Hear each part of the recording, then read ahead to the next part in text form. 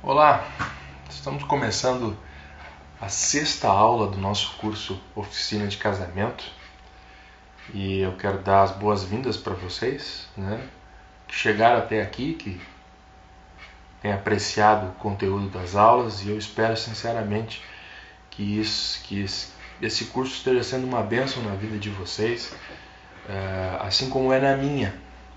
Rever esses conteúdos, falar para vocês sobre eles é algo importante. E eu espero que surta um efeito, possa edificar a vida de vocês, como marido, como esposa, aqueles que estão ainda rumando ao altar, que possam ser dicas importantes para construir uma vida juntos, um relacionamento saudável, um relacionamento que dure a vida inteira. Na conversa de hoje, nós vamos tratar sobre um assunto um tanto quanto difícil, apesar de ser uma das obras do amor mais faladas pela igreja. Quem é católico, reza essa verdade todo final de semana, todo domingo, em toda a missa.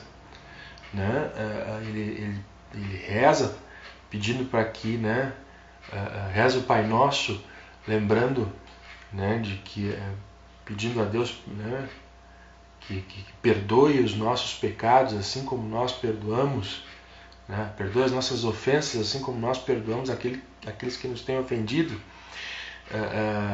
Então nós vamos falar sobre o perdão e o poder que tem o perdão. E aí você vai dizer assim: pô, Gustavo, mas esse é um assunto que a gente aprende na catequese ou no discipulado, enfim, por que é tão importante? Eu vou dizer uma coisa a vocês, gente, por incrível que pareça, esse é talvez um dos assuntos mais falados, mais recitados e menos vividos na face da Terra. Faça um exercício aí na sua consciência, na sua memória, e procure se lembrar quantas vezes que você viu na sua casa seu pai e sua mãe verbalizando um pedido de perdão. Eu não sei quanto a vocês, eu faço esse exercício, fiz esse exercício há um tempo atrás, e descobri que eu nunca tinha ouvido meu pai ou minha mãe ir na minha casa nuclear, onde eu fui criado, os meus irmãos. Eu tenho um irmão mais velho, uma irmã mais nova. Eu nunca ouvi eles pedirem perdão um para o outro, sendo que é um dos remédios de Deus mais importantes que a gente pode utilizar. Perdão é uma graça de Deus, e é uma graça que muitas vezes nós deixamos de lado. Uma das obras do amor mais fortes do universo é o perdão. E eu queria falar um pouco para vocês sobre o perdão hoje. Só relembrando que nós passamos sobre como construir alicerces sólidos, falamos sobre a arte da comunicação, falamos sobre resolução de conflitos, falamos sobre amor em ação. E essa aula sobre perdão é uma aula que vai exigir muito de você, viu? Porque quando você não perdoa, quando você guarda mágoas na sua vida, você destrói o seu casamento. Você é capaz de demolir as sustentações que existem no seu casamento, os fundamentos, aqueles alicerces sólidos que eu sugeri que fossem construídos. É como se você jogasse um dos tijolos no chão. Cada vez que você guarda uma mágoa, cada vez que você não perdoa, porque você simplesmente perde algo importante do relacionamento, que é a intimidade. A intimidade, ela é alicerçada, ela é construída através da confiança e da sinceridade. E para isso acontecer, você tem que ter coragem de se expor. Você tem que ter coragem de falar, de expor as suas mágoas para que elas sejam curadas. Esse é um desafio, viu? Entre cônjuges não é uma coisa fácil, né?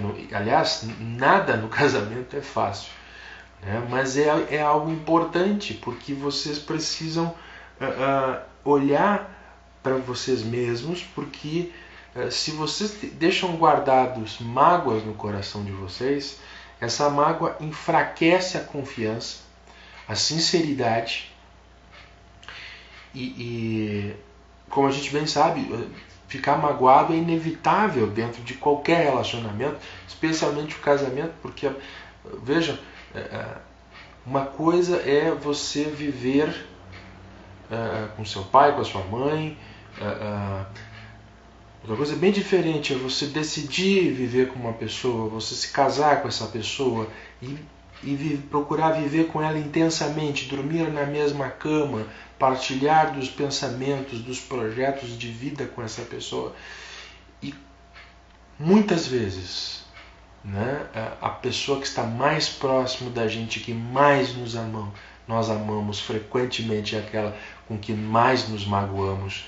E é um desafio, porque algumas dessas mágoas muitas vezes não são intencionais, elas não são projetadas, a pessoa não pensou, né, em magoar você, mas você fica magoado, seja por alguma ação, né, enfim, algum desastre, alguma palavra maldita, no sentido, né, de dizer errado, uma colocação infeliz, alguma ação sua que entristeceu muito o seu cônjuge, a sua esposa, o seu marido. E muitas vezes as reações que nós apresentamos às mágoas são as reações que eu já falei na aula passada, como a do rinoceronte e a do porco-espinho, né? A gente ou reage com raiva ou foge, né, das coisas, né? A raiva é uma dessas reações, as mágoas, a vingança ou o medo também podem ser uma reação à mágoa. Outras reações é o ressentimento ou a culpa. Então, guardar mágoas podem fazer com que a intimidade seja perdida, né? O que acontece efetivamente assim, quando a gente começa a guardar mágoa e raiva? Né? Existem alguns sintomas físicos, né? Por exemplo, quando alguma pessoa está muito magoada, o sono dela fica agitado, né? O apetite fica afetado. Eu quando fico chateado, magoado com alguma coisa, eu perco a fome, né? Eu não consigo, meu apetite fica zerado, né? Alguns problemas de saúde podem acontecer quando você está magoado ou com raiva, por exemplo, úlcera, a sua pressão pode subir, você pode sentir uma dor do nada, assim, né? Então esses são alguns dos sintomas físicos de alguém que pode estar magoado ou com raiva, né? Se o seu cônjuge apresentar isso ele pode sentir esses sintomas. Existem alguns sintomas também psicológicos, né? A mágoa, ela afeta de tal forma o nosso comportamento, em algumas pessoas, né, ela pode criar uma tensão, né, uma incapacidade de relaxar com as coisas e a pessoa fica, né, nervosa e tensa, né? Uma outra falha no comportamento, né, uma dificuldade para quem está magoado, é o desejo sexual, por exemplo, ele some. Fica com pouco ou quase nenhum desejo sexual, porque, né, a coisa está conturbada, né, um exemplo também de quem está muito magoado, às vezes, é ter um comportamento obsessivo, alguém que é muito perfeccionista, né? O perfeccionismo fica sendo retroalimentado pela mágoa, né? Então você foca em fazer as coisas detalhadamente de uma forma compulsiva. Um outro sintoma, né, psicológico é o chamado pavio curto, a intolerância. A pessoa que às vezes está magoada, está entristecida e pode estar com raiva, ela pode se tornar pavio curto, né? Estourar com qualquer coisa, ficar intolerante, né? Muitas vezes um escape preferido assim para quem está magoado também é o escape das drogas ou do álcool, né? Ou seja, é chamado beber para esquecer, né? Eu largo tudo e me jogo nas drogas para sair dessa realidade que me oprime, que faz mal, né? Um outro escape muito comum é quando alguém está magoado, por incrível que pareça, ele foca no trabalho, ou ele foca nos filhos, ou ele foca inclusive em atividades religiosas. Deus vê o coração dessa pessoa, né? Vê o serviço dela, mas muitas vezes a atividade religiosa pode se tornar um escape, né? Para a mágoa, para a tristeza que está reinando no relacionamento, né? Por isso que a gente tem que ser muito buscar realmente restaurar a intimidade do relacionamento. Mais alguns sintomas emocionais, viu, de quando a gente guarda mágoas: perda de emoções positivas, por exemplo, o cara não é incapaz do romance com a esposa, do amor, da alegria, né? Uma baixa autoestima beirando a depressão, a pessoa se fecha em si mesmo, no seu próprio mundo, né? E o medo de confrontar, né? De ser confrontado. Isso pode ser, né? A gente começa a acalentar raízes dentro do coração de mágoa que são muito tristes. Então, assim, se você assim, né, se enxerga num desses quadros aqui sobre a mágoa, sobre na sua vida de casamento, eu vou sugerir algumas coisas para você buscar restaurar a intimidade do seu casamento. Né? Não é algo fácil, eu não estou dizendo que é fácil, porque você vai ter que ter coragem. Né? Você não pode ficar fechado dentro de você mesmo, viver de uma forma tímida. Você precisa olhar para dentro de você e buscar encarar os problemas que estão aí. Né? Algumas dicas de como restaurar a intimidade, de como lidar com essa questão da mágoa que você... E eu estou falando disso assim, isso é uma coisa que pode acontecer dentro do seu casamento. Viu? Não é incomum. Né? Você tem que ter coragem, inclusive para quebrar alguns ritmos que você pode ter aprendido. Né? Seja na sua casa, com seus pais, seja no local de trabalho onde você viveu, enfim, essa coisa competitiva que não pode haver dentro do casamento, né? Eu sou melhor que a minha esposa, eu sou mais forte, eu não tenho medo de ninguém, enfim. Quando você ficar magoado e isso está afetando a sua intimidade, você tem que buscar restaurar essa intimidade. Como é que a gente faz isso? A primeira coisa que a gente deve fazer para restaurar a intimidade é identificar a mágoa. Justamente olhar e descobrir qual é o problema. Né? Reconhecer, por exemplo, as formas com que você feriu o seu cônjuge ou causou danos ao seu casamento. Isso requer de você um profundo exame de consciência. Né? De você parar o mundo que está ao redor e olhar para o seu relacionamento, olhar para dentro de você e dizer, olha, o que eu fiz de errado? Onde é que eu estou errando? Vejam, um pressuposto básico que eu utilizo e eu quero aconselhar vocês a utilizarem também, é o seguinte: nunca se esqueçam de que vocês dois, marido e mulher, vocês são pecadores. Eu sou pecador, um miserável de um pecador.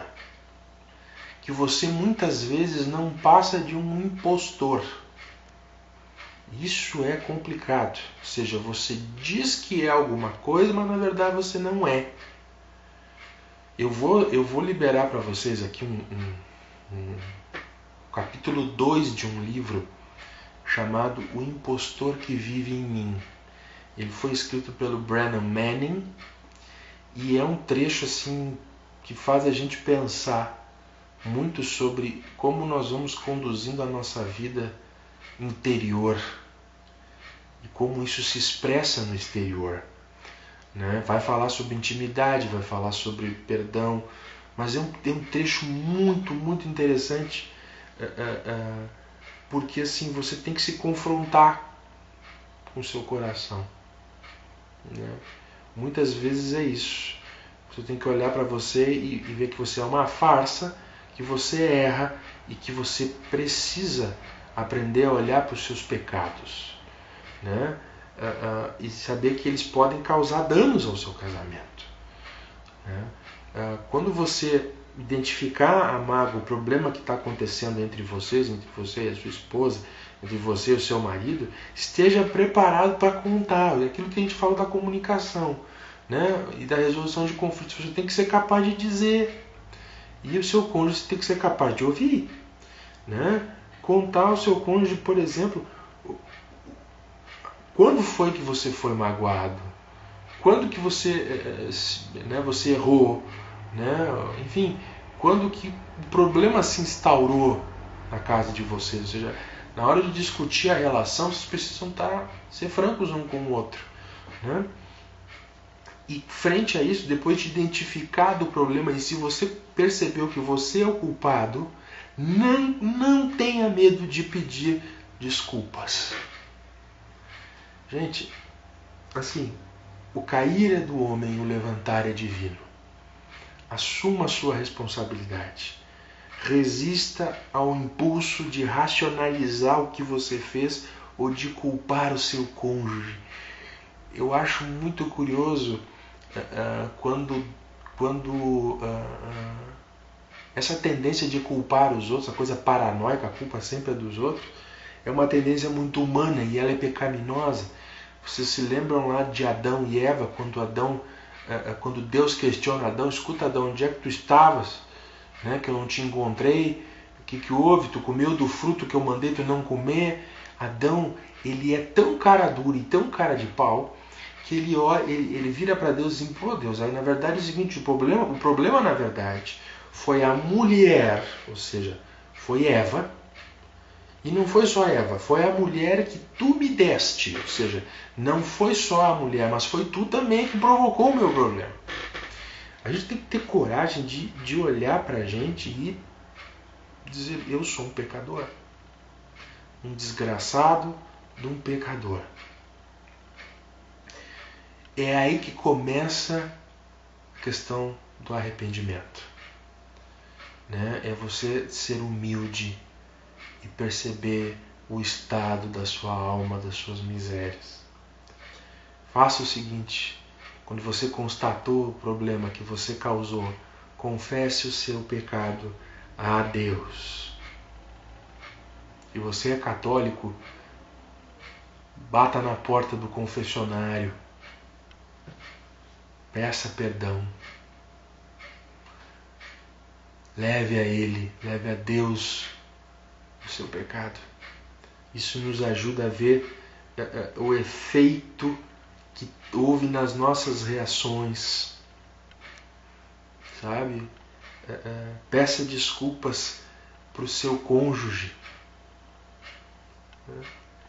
O amor significa ter que pedir desculpas sempre, de novo. Amar é isso. É abrir o caminho para a reconciliação e para a cura. Não é fácil, gente. Não é fácil. mas o perdão é um mandamento de Deus. Deixa eu ler uns trechos importantes aqui da Escritura Sagrada para você ver. Livrem-se de toda amargura, indignação e ira. Sejam bondosos e compassivos uns para com os outros, perdoando-se mutuamente, assim como Deus os perdoou em Cristo. Efésios capítulo 4, versículo 31 e 32. Portanto, se você estiver apresentando sua oferta diante do altar e ali se lembrar de que seu irmão tem algo contra você, deixe a sua oferta ali diante do altar e vá primeiro reconciliar-se com seu irmão. Depois volte e apresente a sua oferta. Está lá em Mateus capítulo 5, versículos 23 e 24. Uma palavra aos maridos. São Pedro, na sua carta, ele escreve algo muito importante no capítulo 3, no versículo 7. Quando você maltrata a sua esposa, eu quero dizer que se você não vive com ela de forma digna, respeitosa, amorosa, a sua oração não sobe. Você é um com a sua esposa. Esposas, isso também serve para você, viu? Você é um com o seu marido. Não pense que Deus lhe escute quando você resolve maltratar o seu marido, porque Deus não lhe escuta. Você é chamado a viver, a ter uma vida digna e bondosa com seu marido, com a sua esposa.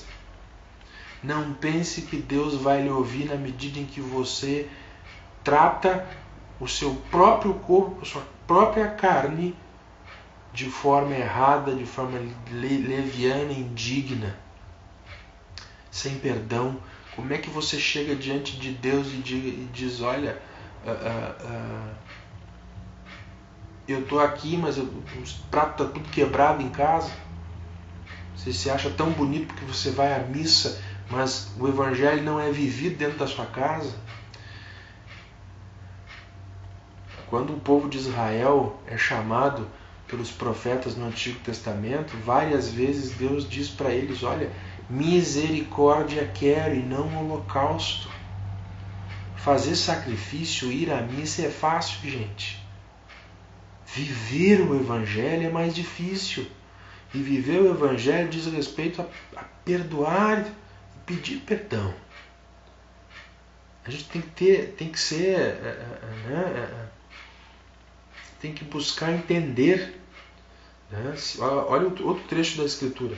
Se o seu irmão pecar contra você, vá e a sós com ele, mostre-lhe o erro. Se ele o ouvir, você ganhou seu irmão. Mateus capítulo 18, versículo 15. Um trecho importante para acalentar nossa alma de pecador, que erra.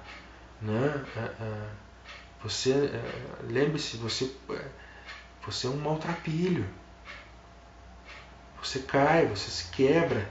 Mas o segredo do cristão é não só cair e se quebrar, se ferir, mas se levantar, se curar, ir adiante. Não, existe aquela música terrível, né? Aquela mentalidade terrível, né? Chamada, não sei se você lembra daquele trecho de Gabriela, Cravo e Canela, né? Era uma trilha sonora, era assim: eu nasci assim, eu vivi assim, eu sou sempre assim, Gabriela. Isso, essa mentalidade é do que há mais tosco e mais profano do mundo. Essa mentalidade não é a mentalidade de Deus para a sua vida. Se você teve uma caminhada torta, você tem que procurar endireitar ela. Né? Mesmo que você não consiga, no fim, ao cabo, pelo menos você vai poder virar para Deus e dizer: Deus, eu tentei. De sã consciência eu tentei. Fiz de tudo para mudar a minha vida, as minhas tendências. Algumas eu consegui, outras eu falhei. Mas procure isso. Né? Olha o que diz aqui a carta de São João, no capítulo 1, versículo 9. Se confessarmos os nossos pecados, Ele, Deus, nosso Senhor Jesus Cristo, é fiel e justo para perdoar os nossos pecados e nos purificar de toda a injustiça. Então, para restaurar a intimidade, você tem que identificar o problema, a mágoa que se originou entre vocês. Em segundo lugar, peça desculpas, tenha essa coragem. E você que ouve o pedido de desculpas, perdoe. O perdão é uma das grandes forças para a cura no casamento. Talvez a mais forte, é uma fonte, gente. O perdão de Deus, eu não sei quanto a vocês, eu fui protestante durante muito tempo. E eu vou dizer, foi muito difícil para mim começar a fazer a confissão auricular, né? Procurar um sacerdote e contar para ele os meus pecados, né? Depois que eu comecei a fazer isso, né, eu procurei homens santos que pudessem me ouvir. Eu comecei a pegar confiança e a teologia começou a fazer sentido, a teologia católica.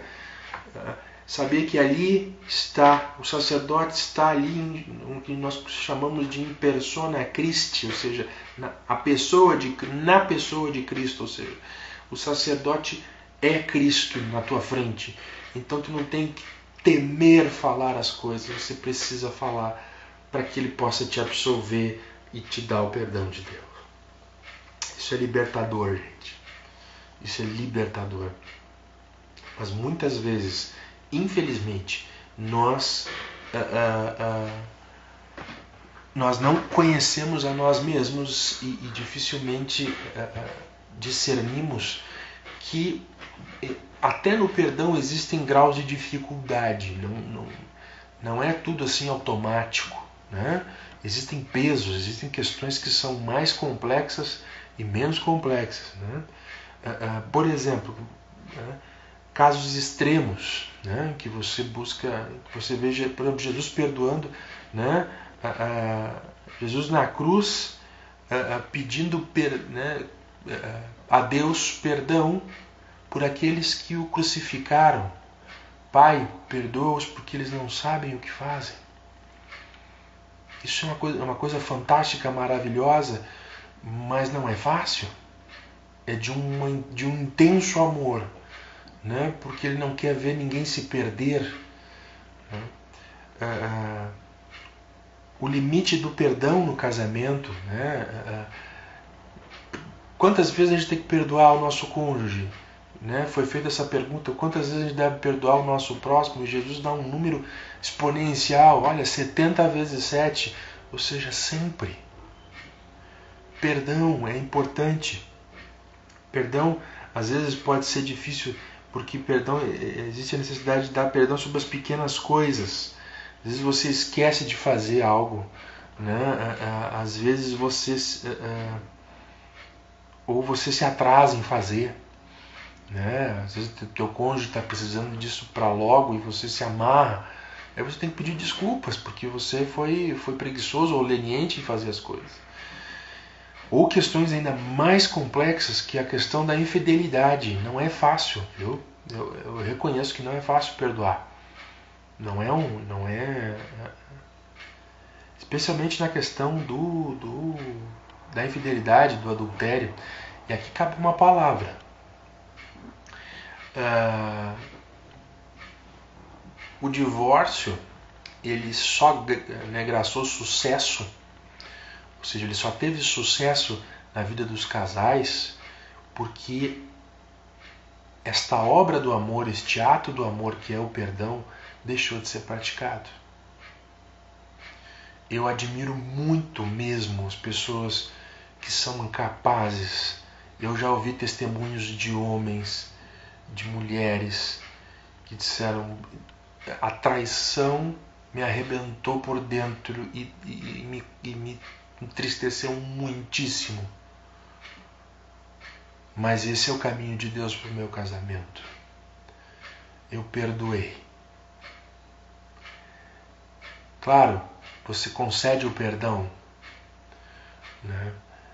Mas você tem que trabalhar muitas questões. A pessoa que é traída, ela tem que ter um profundo tratamento de Deus, às vezes precisando de ajuda em aconselhamento, em questões psicológicas. Deus livre a cada um que está vendo esse vídeo da chaga do adultério e da traição, porque isso destruiu muitos casamentos. A infidelidade conjugal, ela destruiu muitos casamentos. E que nós aprendamos que o caminho de Deus para lidar, inclusive, com quem vive e viveu a infidelidade conjugal é o perdão. Viu? Adultério é tão pecado quanto mentira. Adultério é tão pecado quanto a desonra entre pai e mãe. Desonra de pai e mãe. Adultério é pecado tanto quanto dar falsos testemunhos. Ele é mais grave, de fato, porque envolve terceiros, né? A quebra imediata da intimidade, do relacionamento, da confiança do casal. Mas é o caminho de Deus. O perdão é o caminho de Deus. O perdão, antes de tudo, gente, é uma escolha, não um sentimento, né? A pergunta não é: estamos com vontade de perdoar? Essa não é a pergunta. A pergunta é: será que nós conseguimos perdoar? Será que nós conseguimos abrir mão da autopiedade, da necessidade de justiça, do desejo de vingança? O perdão efetivo, ele é seguido por alguns sentimentos novos. Relembrando, perdoar não é exigir que a pessoa mude antes de perdoá-la. Ah, se você fizer isso, aí sim eu vou te perdoar. Isso não é perdão. Isso é escambo. Isso é comércio. Perdoar não é esquecer que foi magoado. Isso é interessante. Existem consequências para os nossos erros, para os nossos pecados, né? E muitas vezes, na medida em que a gente não olha para eles corretamente, não raciocina, né, com eles corretamente, a gente acaba dando com os burros na água, né? Existem consequências e você tem que ficar ciente quando você errar, né? Fingir que não tem importância, isso não é perdão, viu? Isso aí é protelação, né? Quarto, pensar que o tempo sozinho irá curar a ferida. Isso é uma grande mentira. O tempo é o senhor da razão, né? Vamos dar tempo para curar a ferida. Não, isso não é perdão, gente. Perdão é enfrentar o mal que nos fizeram. Você olhar para a cara do seu cônjuge e dizer assim: olha, você fez algo de mal para mim, eu tenho algo contra você, a gente tem que lidar com isso, porque isso está me consumindo. Né? Reconhecer as emoções dentro de nós. Às vezes discutir a relação exige um grau de sinceridade que muitas vezes a gente não está disposto a dar. Né? E você precisa ser capaz de botar para fora o que você está sentindo. Né? Perdoar é escolher não deixar que o mal que nos foi feito influencie nossos sentimentos em relação ao nosso marido e mulher. Você casou com esta pessoa. Para você que ainda não se uniu em matrimônio, eu quero dizer para você que o que você está fazendo é, enquanto o seu cônjuge está vivo, é uma vez só. De tão forte que é esse laço que é o laço do matrimônio, você não vai procurar outra pessoa. É esta pessoa para a sua vida. Né? E muitas vezes ela vai ser capaz de fazer as piores coisas para você, e muitas vezes a sua vontade é pagar o mal com o mal. Entendeu? Em vez de, sabe, a pessoa grita com você, você tenta, por exemplo, eu vou gritar de volta. Resista a isso. Pague o mal com bem. Pague o mal com bem. Você tem que ser capaz, escolher não deixar que o mal que foi feito a você influencie no sentimento que você tem pelo seu marido, pela sua esposa. Deus chama você a amá-lo incondicionalmente. E esse é o maior gesto de altruísmo da vida de uma pessoa, né? Não deixar com que o mal que te foi feito influencie. E por fim, perdoar é você pegar isso, né? Pegar esse sentimento todo, essa mágoa toda, né? Olhar para sua esposa, olhar para o seu marido e dizer assim: eu vou deixar isso na mão de Deus. A coisa está tão difícil que você tem que dizer: olha, vamos rezar, eu vou deixar isso na mão de Deus, vou deixar, eu não vou mexer nisso. É muito difícil, pode demandar tempo de você, mas é importante que você leve as suas mágoas a Deus, né? Você perdoar, ou seja, você: ó Deus, eu preciso da tua ajuda. O perdão lida com a raiva e com o nosso ressentimento, por isso nos sentimos ainda feridos até que a cura seja completa. O perdão é um processo, precisamos continuar perdoando sempre, e às vezes tem que ser diariamente, gente. Todo dia. Não é algo fácil, viu? Mas é necessário, né? O perdão irá beneficiar o seu cônjuge. O seu perdão irá beneficiar o seu cônjuge. Mas no final das contas, você será o maior beneficiado por se sentir livre das correntes que a amargura traz. Devemos nos livrar da raiva e do desejo de vingança, mesmo que nosso cônjuge não tenha ainda se desculpado. Caso contrário, a raiva que guardamos torna-se em ódio. Viu? Importante, o fluxo do perdão. E aqui está o desafio da fé. Viu? Ah, mas eu não tenho força para perdoar. Veja bem, existe um fluxo de perdão aqui nessa história.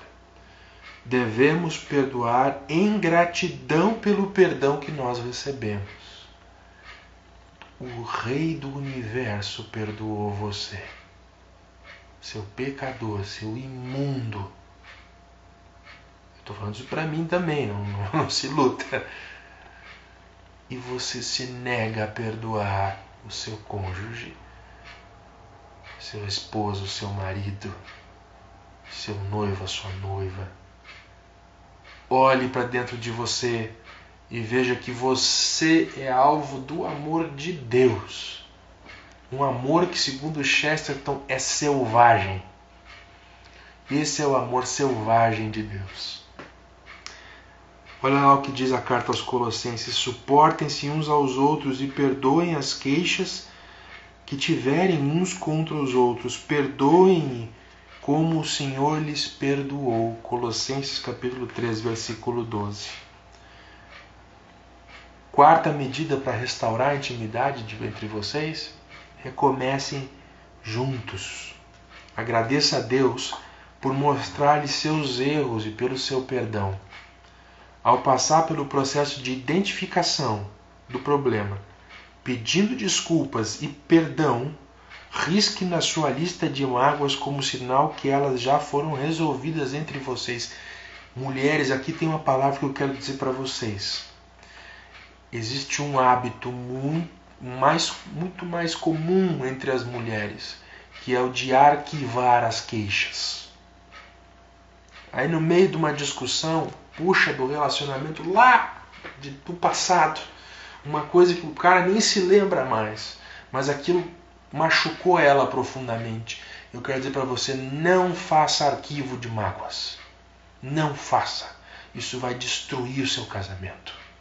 Isso mina a intimidade, isso mina a confiança, isso mina a sinceridade. Isso não é de Deus. Isso é do diabo. Quem joga na cara do outro as maldades que foram feitas é o diabo. Você está fazendo um papel diabólico. Viu? Não guarde mágoas. Né? Ou seja, esqueça, resolva, trate de resolver essas questões. Assim que você resolve, você esquece. Esquece, nunca mais toque nisso. Tá? Conforte um ao outro, porque nesse processo a gente se torna muito vulnerável, viu? E é difícil ouvir as maneiras pelas quais a gente fere um ao outro. Não é um processo fácil, não é para todos, e por isso que muitas vezes os casamentos terminam. Viu? E por fim, ore um pelo outro. Ore em voz alta ou em silêncio, pedindo a Deus para curar o seu cônjuge da ferida que você causou a ele. Não é fácil, gente, mas é poderoso. É poderoso. Isso cura a vida da gente. Cura o casamento da gente. Peça perdão. Chore do lado do seu marido e da sua esposa. Derrame essas lágrimas, porque delas ela vai fertilizar o seu relacionamento. Ela vai juntar você, ela vai te trazer intimidade. Eu quero dizer para vocês que esse processo é como uma drenagem que joga fora a ferida. Confessar a Deus e as pessoas que foram feridas e perdoar aqueles que nos feriram deve ser um hábito diário se nós quisermos manter intimidade. Viu? Do contrário, o ralo do nosso coração começa a se entupir com as feridas e as raivas não resolvidas. Então esse é um desafio, viu? A usar esse poderoso remédio de Deus, que é o perdão. Aprenda a perdoar.